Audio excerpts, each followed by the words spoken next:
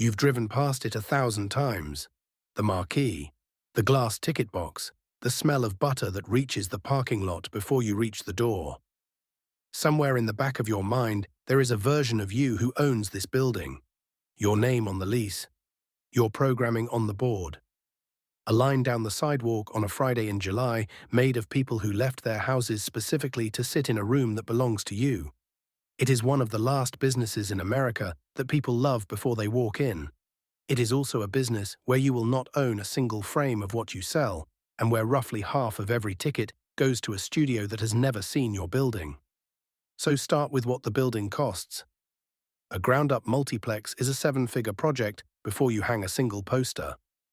Auditoriums are expensive rooms because sound cannot be allowed to leak between them, so you are paying for mass, isolation, fire separation, and independent climate zoning on every single box. But the number that surprises people is the equipment. Theater operators put a standard screen at roughly $200,000 in equipment alone. A premium large format screen runs closer to $375,000. That is projection, sound, and screen. It does not include the room, the seats, the concrete, or the drywall. A single laser projector costs about $40,000 for a standard house. For a premium screen, $100,000, and closer to $150,000 once you add the lens. You wanted 4 screens. Do that arithmetic before you go any further. The cheaper path is to buy something that already exists. A 1 or 2 screen retrofit into a suitable shell can start under $1 million. And that is how most independent owners get in. You are buying a tired building in a town that misses its theater, and you are telling yourself the bones are good. The bones are almost never good. Then there is the seating question, and it is a trap dressed as an upgrade. Recliners are now the expectation, and installing them cuts your seat count by roughly half. You spend 6 figures to remove capacity. You are betting that a smaller house that sells out beats a larger house that never does. And on a Friday in July, you will be right. On a Wednesday in March, you will have paid a lot of money to have fewer seats to not fill. And you still need cash you never spend. If you finance through a Small Business Administration 7 alone, you are capped at $5 million, and the bank will want to see working capital sitting untouched. Published operating models for new theaters show a cash trough around $77,000 negative in the 5th month. On projections, the model are considered optimistic. Then come the costs nobody searches for. Insurance runs on the order of $30,000 a year for a small operation once you stack general liability, property, theft, and workers' compensation. Permits and licensing at setup land around $15,000 before you sell a ticket.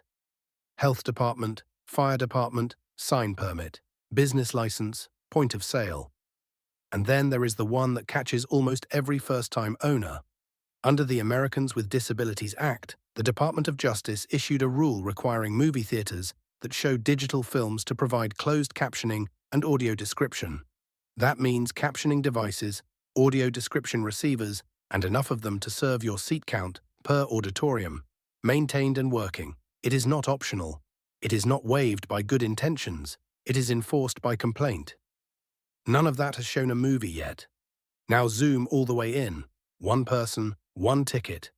The National Association of Theatre Owners, which rebranded as Cinema United in March of 2025, put the average American ticket at $10.84 in 2023. Call it $11 today. You do not keep $11. You do not buy movies. You rent them, one engagement at a time, on a percentage. When Regal filed its annual report with the Securities and Exchange Commission, the disclosed figures told the entire story of this industry in 2 lines. $1.84 billion in admissions revenue and $953.7 million paid back out as film rental. That is 51.8% of every ticket. Gone. At national chain scale, with national chain negotiating leverage. You will not have that leverage. And 51.8% is the blended average across a whole calendar year. The real split slides week by week. In the opening week or 2, the studio commonly takes 60 to 70% of the gross, and on a major tentpole it can go higher. The deal usually comes with a house allowance, a minimum number of weeks you must hold the film, and a minimum number of screens you must put it on. You are not booking a movie. You are signing a short-term lease on your own auditorium and paying the rent to Burbank. So on an $11 ticket in week 1, you might keep $3.30. Then take out card processing. Then take out the ticketing platform fee. Which raises the obvious question: if the tickets do not pay, what does? The counter. In that same filing, $708 million in concession revenue against $96.6 million in concession cost. That is a gross margin of roughly 86%. Popcorn is field corn, oil, and salt. A large bucket costs the house well under $1 and sells for 8 to 12. Fountain soda costs a few cents an ounce and sells for 6. Industry-wide, concession spend runs somewhere around $4.60 to $7 per patron. At a premium chain, tickets and food together can clear $20 a guest. Sit with what that means. Your $11 ticket might net you $5.30 across a full engagement. Your $9 popcorn nets you close to $8. The snack out-earns the film. Now the part that runs whether anyone shows up or not. An owner-managed 4-screen venue carries roughly $1.33 million a year in fixed and semi-fixed operating cost, including a modest salary for the owner-manager. That is about $110,000 a month. Rent alone runs $15,000 to $45,000 depending on your market. Payroll lands around $32,000 to $38,000 a month, even with a deliberately thin crew. Utilities, roughly $6,500, and laser projection cuts that meaningfully, which is one reason the industry converted. But you paid $40,000 a screen for the privilege. Here is the cruelty of this particular format. A screening with 200 people and a screening with 4 people cost you almost exactly the same. Same electricity, same projectionist, same licensed engagement. The film runs for 2 hours either way. You have roughly 28 showtimes a day across 4 screens. Most of them are close to empty, and you are contractually required to run them. And this is where the whole business turns over. There is a piece of attendance data from Intelligence, the industry tracking firm, that quietly explains everything. Of all moviegoers, 35.6% see a film in its first 3 days. 73.2% have seen it within 14 days. 90.7% are done within 30. Now put that next to the split. The studio's share is highest in week 1 and falls week over week. By week 5 or 6, your cut can climb towards 60%, sometimes higher. So the weeks where you keep the most of every ticket are precisely the weeks when there is almost nobody left to sell one to. The business is engineered so that you get the crowd when you have the worst terms, and you get the best terms after the crowd is gone. You are not in the movie business. You are running a high-margin snack counter, and the film is an enormously expensive piece of marketing that exists to walk a human being past it. So what does survival actually look like? Work it backward from the fixed cost. A 4-screen house needs roughly $2.65 million in annual revenue to cover $1.33 million in fixed cost at a 63% contribution margin. At about $19.75 in total revenue per patron, that is roughly 134,000 paid admissions a year. 134,000 admissions is 367 people through your doors every single day. Every day, including Tuesday in February. Is that achievable? In 2025, theaters across the United States and Canada sold about 769 million tickets and did $8.66 billion at the box office. In 2019, the figure was roughly 1.24 billion tickets. The industry has permanently lost close to a third of its audience and has not recovered it in 6 years. Estimates of average seat occupancy vary by source, but the compilations put it near a quarter of available seats. And that is a fraction of where it sat before 2020. You are trying to fill 367 seats a day out of a national pool that keeps shrinking, in a market where a family of 4 can watch something new at home for less than the price of one of your tickets and a popcorn. So who is actually making money here? The studios, first and most obviously. They take the largest share in the exact weeks the largest crowds arrive, they carry none of your fixed cost, and they keep the asset forever.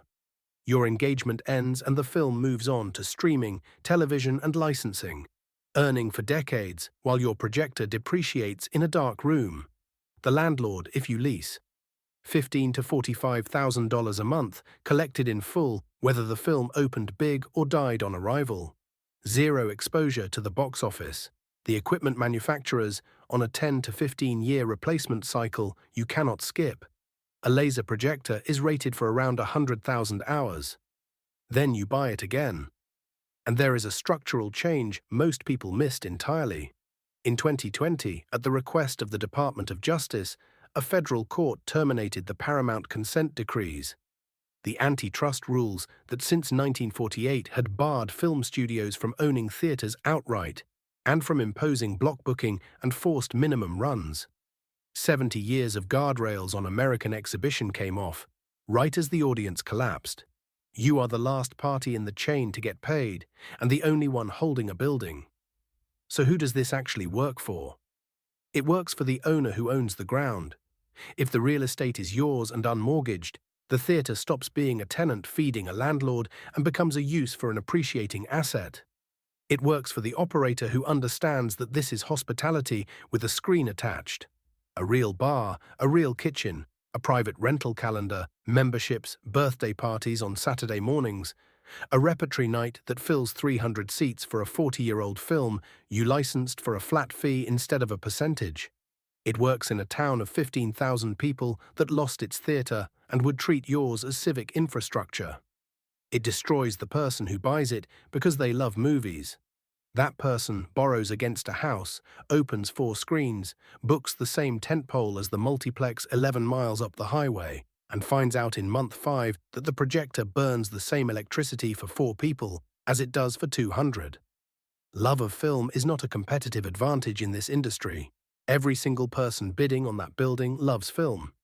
The advantage is owning the ground under it and knowing exactly what a bucket of corn costs. Which brings you back to the parking lot. The marquee is still beautiful, the butter still reaches you before the door does. But you know now what you would actually be buying, and it was never the movie. It is the counter in the lobby. The movie is just the most expensive method ever invented for getting one person to walk up to it.